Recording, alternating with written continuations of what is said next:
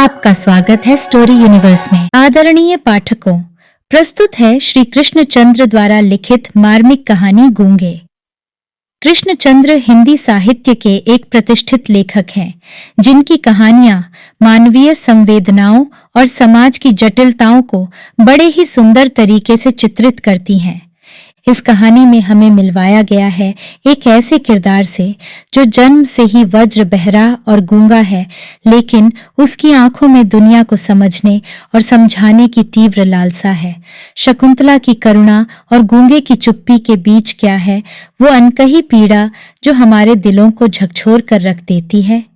क्या गूंगे की मेहनत और ईमानदारी उसे समाज में एक सम्मानजनक स्थान दिला पाती है, या वह हमेशा के लिए अपनी आवाज की तलाश में ही भटकता रहता है? इस कहानी की गहराइयों में झांककर हमें उन अनगिनत गूंगे लोगों की पीड़ा का एहसास होता है, जिनकी भावनाएं और इच्छाएं कभी भी शब्दों का रूप नहीं ले पाती। क्या हम भी कहीं न कहीं अपनी भावनाओं के गूंगे नहीं बनते जा रहे हैं? यह कहानी हमें समाज के हर उस कोने में झांकने को मजबूर करती है जहां इंसानियत और संवेदनशीलता की आवाज दबसी गई है। तो चलिए शुरू करते हैं। शकुंतला क्या नहीं जानती? कौन? शकुंतला कुछ नहीं जानती। क्यों साहब, क्या नहीं जानती? ऐसा क्या काम है जो वह नहीं कर सकती? वह उस गूंगे को नहीं बुला सकती। अच्छा, बुला दिया तो? बुला दिया? बालिका ने एक बार कहने वाली की ओर द्वेष से देखा और चिल्ला उठी, धूं दे, गूंगे ने नहीं सुना। तमाम स्त्रियां खिलखिलाकर हंस पड़ीं। बालिका ने मुंह छिपा लिया। जन्म से वज्र बहरा होने के कारण वह गूंगा है। उसने अपने कानों पर हाथ रखकर इशारा किया।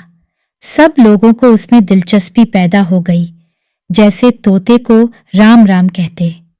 सुनकर उसके प्रति हृदय में एक आनंद मिश्रित कुतूहल उत्पन्न हो जाता है। चमेली ने अंग पुलियों से इंगित किया, फिर मुंह के आगे इशारा करके गूंगे ने बताया। भाग गई। कौन? फिर समझ में आया। जब छोटा ही था तब माँ जो घूंघट काटती थी छोड़ गई, क्योंकि बाप अर्थात बड़ी बड़ी मूछें मर गया था। और फिर उसे पाला है किसने? यह तो समझ में नहीं आया, पर वे लोग मारते बहुत हैं। करुणा ने सबको घेर लिया। वह बोलने की कितनी जबरदस्त कोशिश करता है, लेकिन नतीजा कुछ नहीं, केवल कर्कश काय काय का ढेर, अस्फुट ध्वनियों का। वमन जैसे आदिम मानव अभिभाषा बनाने में जी जान से लड़ रहा हो। चमेली ने पहली बार अनुभव किया कि यदि गले में काकल तनिक ठीक नहीं हो तो मनुष्य क्या से क्या हो जाता है। कैसी यातना है कि वह अपने हृदय को उगल देना चाहता है, किंतु उगल नहीं पाता। सुशीला ने आगे बढ़कर इशारा किया, मुंह खोलो, और गूंगे ने मुंह खोल दिया, लेकिन उसमें कुछ दिखाई नहीं दिया। पूछा, गले में कौवा है? गूंगा समझ गया, इशारे से ही बता दिया। किसी ने बचपन में गला साफ करने की कोशिश में काट दिया, और वह ऐसे बोलता है जैसे घायल पशु कराह उठता है, शिकायत करता है जैसे कुत्ता चिल्ला रहा हो, और कभी कभी उसके स्वर में ज्वालामुखी के विस्फोट की सी भयानकता थपेड़े मार उठती है। वह जानता है कि वह सुन नहीं सकता और बता बताकर मुस्कराता है। वह जानता है कि उसकी बोली को कोई नहीं समझता, फिर भी बोलता है। सुशीला ने कहा, इशारे गजब के करता है, अकल बहुत तेज है। पूछा, खाता क्या है, कहाँ से मिलता है? वह कहानी ऐसी है जिसे सुनकर सब स्तब्ध बैठे हैं।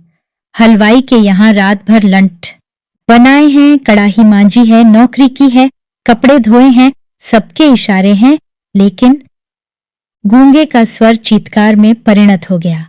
सीने पर हाथ मारकर इशारा किया। हाथ फैलाकर कभी नहीं मांगा, भीख नहीं लेता। भुजाओं पर हाथ रखकर इशारा किया, मेहनत का खाता हूं, और पेट बजाकर दिखाया, इसके लिए, इसके लिए। अनाथ आश्रम के बच्चों को देखकर चमेली रोती थी। आज भी उसकी आंखों में पानी आ गया। यह सदा से ही कोमल है, सुशीला से बोली, इसे नौकर भी तो नहीं रखा जा सकता। पर गूंगा उस समय समझ रहा था, वह दूध ले आता है, कच्चा मंगाना हो तो। धन काटने का इशारा कीजिए, औंटा हुआ मंगवाना हो तो हलवाई जैसे एक बर्तन से दूध दूसरे बर्तन में उठाकर डालता है, वैसी बात कहिए। साग मंगवाना हो तो गोल गोल कीजिए या लंबी उंगली दिखाकर समझाइए, और भी। और चमेली ने इशारा किया, हमारे यहां रहेगा। गूंगे ने स्वीकार तो किया, किंतु हाथ से इशारा किया। क्या देगी? खाना? हाँ, कुछ पैसे। चमेली ने सिर हिलाया, 4 उंगलियां दिखा दी। गूंगे ने सीने पर हाथ मारकर जैसे कहा, तैयार है, 4 रुपए। सुशीला ने कहा, पछताओगी, भला यह क्या काम करेगा? मुझे तो दया आती है बेचारे पर। चमेली ने उत्तर दिया, नहीं, बच्चों की तबीयत बहलेगी। घर पर बुआ मारती थी, फूफा मारता था, क्योंकि उन्होंने उसे पाला था। वे चाहते थे कि बाजार में पल्लेदारी करे, 12-14 आने कमाकर लाए और उन्हें दे दे, बदले में वे उसके सामने बाजरे और चने की रोटियां डाल दें। अब गूंगा घर भी नहीं जाता, यही काम करता है। बच्चे चिढ़ाते हैं, कभी नाराज नहीं होता। चमेली के पति सीधे साधे आदमी हैं, पल जाएगा बेचारा, किंतु वे जानते हैं कि मनुष्य की करुणा की भावना उसके भीतर गूंगेपन की प्रतिछाया है। वह बहुत कुछ करना चाहता है, किंतु कर नहीं पाता। इस तरह दिन बीत रहे हैं। चमेली ने पुकारा, गूंगे, किंतु कोई उत्तर नहीं आया। उठकर ढूंढा, कुछ पता नहीं लगा। बसंता ने कहा, मुझे तो कुछ नहीं मालूम, भाग गया होगा। पति का उदासीन स्वर सुनाई दिया। सचमुच वह भाग गया था। कुछ भी समझ में नहीं आया। चुपचाप जाकर खाना पकाने लगी। क्यों भाग गया? नाली का कीड़ा। एक छत उठाकर सिर पर रख दी, फिर भी मन नहीं भरा। छुनिया हंसती है, हमारे घर को अब अजायब घर का नाम मिल गया है। किस लिए? जब बच्चे और वह भी खाकर उठ गए तो चमेली बची रोटियां कटोरदान में रख कर उठने लगी। एकाएक द्वार पर कोई छाया हिल उठी। वह गूंगा था। हाथ से इशारा किया, भूखा हूं। काम तो करता नहीं, भिखारी। फेंक दी उसकी ओर रोटियां। रोष से पीठ मोड़कर खड़ी हो गई, किंतु गूंगा खड़ा रहा। रोटियां छुई तक नहीं। देर तक दोनों चुप रहे। फिर न जाने क्यों गूंगे ने रोटियां उठा ली और खाने लगा। चमेली ने गिलासों में दूध भर दिया। देखा, गूंगा खा चुका है। उठी और हाथ में चिमटा लेकर उसके पास खड़ी हो गई। कहाँ गया था? चमेली ने कठोर स्वर से पूछा। कोई उत्तर नहीं मिला। अपराधी की भांति सिर झुक गया। सड़ से एक चिमटा उसकी पीठ पर जड़ दिया, किंतु गूंगा रोया नहीं। वह अपने अपराध को जानता था। चमेली की आंखों से जमीन पर आंसू टपक गया। तब गूंगा भी रो दिया। और फिर यह भी होने लगा कि गूंगा जब चाहे भाग जाता, फिर लौट आता। उसे जगह जगह नौकरी करके भाग जाने की आदत पड़ गई थी। और चमेली सोचती कि उसने उस दिन भीख ली थी या ममता की ठोकर को निसंकोच स्वीकार कर लिया था। बसंता ने कसकर गूंगे को चपत जड़ दी। गूंगे का हाथ उठा और न जाने क्यों अपने आप रुक गया। उसकी आंखों में पानी भर आया और वह रोने लगा। उसका रुदन इतना कर्कश था कि चमेली को चूल्हा छोड़कर आना पड़ा। गूंगा उसे देखकर इशारों से कुछ समझाने लगा। देर तक चमेली उससे पूछती रही। उसकी समझ में इतना ही आया कि खेलते खेलते बसंता ने उसे मार दिया था। बसंता ने कहा, अम्मा, यह मुझे मारना चाहता था। क्यों रे? चमेली ने गूंगे की ओर देखकर कहा। वह इस समय भी नहीं भूली थी कि गूंगा कुछ सुन नहीं सकता, लेकिन गूंगा भाव भंगिमा से समझ गया। उसने चमेली का हाथ पकड़ लिया। एक क्षण को चमेली को लगा जैसे उसी के पुत्र ने आज उसका हाथ पकड़ लिया था। एकाएक घृणा से उसने हाथ छुड़ा लिया। पुत्र के प्रति मंगल कामना ने उसे ऐसा करने को मजबूर कर दिया। कहीं उसका भी बेटा गूंगा होता तो वह भी ऐसे ही दुख उठाता।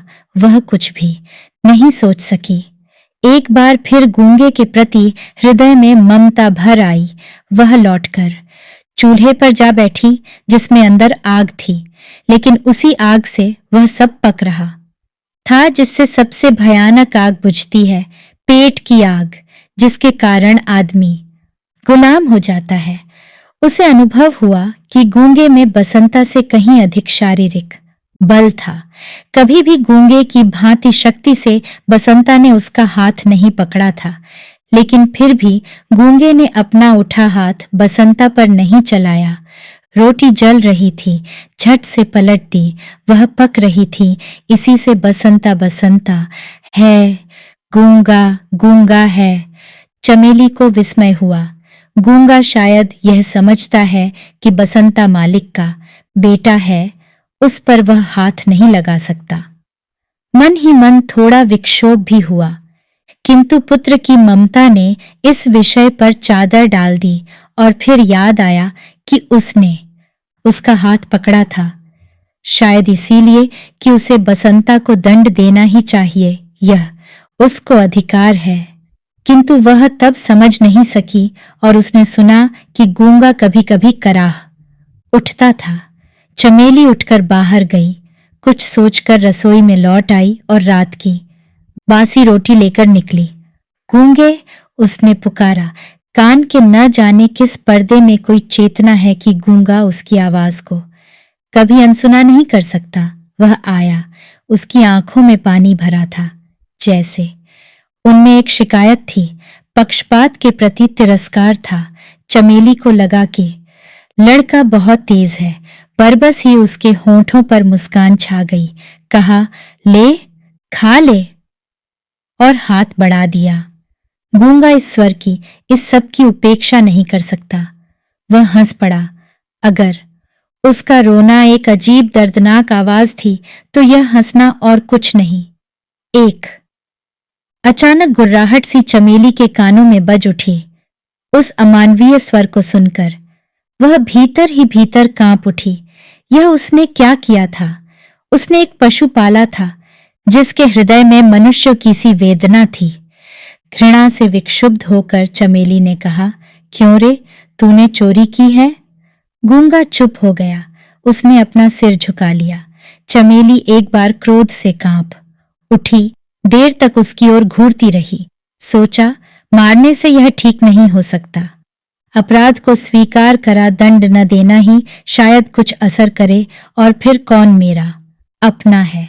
रहना हो तो ठीक से रहे, नहीं तो फिर जाकर सड़क पर कुत्तों की तरह जूठन पर जिंदगी बिताए, दर दर अपमानित और लांछित। आगे बढ़कर गूंगे का हाथ पकड़ लिया और द्वार की ओर इशारा करके दिखाया, निकल जा। गूंगा जैसे समझा नहीं, बड़ी बड़ी आंखों को फाड़े देखता रहा। कुछ कहने को शायद एक बार होंठ खुले भी, किंतु कोई स्वर नहीं निकला। चमेली वैसे ही कठोर बनी रही। अब के मुंह से भी साथ साथ कहा, जाओ, निकल जाओ। ढंग से काम नहीं करना है तो तुम्हारा यहां कोई काम नहीं। नौकर की तरह रहना है रहो, नहीं तो बाहर जाओ। यहां तुम्हारे नखरे कोई नहीं उठा सकता। किसी को भी इतनी फुर्सत नहीं है, समझे? और फिर चमेली आवेश में आकर चिल्ला उठी, मक्कार, बदमाश। पहले कहता था भीख नहीं मांगता और सबसे भीख मांगता है। रोज रोज भाग जाता है। पत्ते चाटने की आदत पड़ गई है। कुत्ते की दुम क्या कभी सीधी होगी? नहीं, नहीं, रखना है हमें। जा, तू इसी वक्त निकल जा। किंतु वह क्षोभ, वह क्रोध, सब उसके सामने निष्फल हो गए, जैसे मंदिर की मूर्ति कोई उत्तर नहीं देती, वैसे ही उसने भी कुछ नहीं कहा। केवल इतना समझ सका कि मालकिन नाराज है और निकल जाने को कह रही है। इसी पर उसे अचरज और अविश्वास हो रहा है। चमेली अपने आप लज्जित हो गई। कैसी मूर्खा है वह, बहरे से जाने क्या क्या कह रही थी, वही क्या कुछ सुनता है। हाथ पकड़कर जोर से एक झटका दिया और उसे दरवाजे के बाहर धकेलकर निकाल दिया। गूंगा धीरे धीरे चला गया। चमेली देखती रही। करीब घंटे भर बाद शकुंतला और बसंता दोनों चिल्ला उठे, अम्मा, अम्मा। क्या है? चमेली ने ऊपर ही से पूछा। गूंगा, बसंता ने कहा, किंतु कहने के पहले ही नीचे उतर कर देखा। गूंगा खून से भीग रहा था। उसका सिर फट गया था। वह सड़क के लड़कों से पिटकर आया था, क्योंकि गूंगा होने के नाते वह उनसे दबना नहीं चाहता था। दरवाजे की दहलीज पर सिर रखकर वह कुत्ते की तरह चिल्ला रहा था और चमेली चुपचाप देखती रही कि इस मूक अवसाद में युगों का हाहाकार भरकर गूंज रहा है और ये गूंगे अनेक अनेक हो संसार में भिन्न भिन्न रूपों में छा गए हैं, जो कहना चाहते हैं पर कह नहीं पाते, जिनके हृदय की प्रतिहिंसा न्याय और अन्याय को परखकर भी अत्याचार को चुनौती नहीं दे सकती, क्योंकि बोलने के लिए स्वर होकर भी स्वर में अर्थ नहीं है, क्योंकि वे असमर्थ हैं। और चमेली सोचती है, आज दिन ऐसा कौन है जो गूंगा नहीं है? किसका हृदय समाज, राष्ट्र, धर्म और व्यक्ति के प्रति विद्वेष से, घृणा से नहीं छटपटाता, किंतु फिर भी कृत्रिम सुख की छलना अपने जालों में उसे नहीं फांस देती, क्योंकि वह स्नेह चाहता है, समानता चाहता है। आशा करते हैं कि यह कहानी आपको बहुत पसंद आई होगी। ऐसी और कहानियां सुनने के लिए जुड़े रहिए हमारे चैनल स्टोरी यूनिवर्स के साथ। धन्यवाद।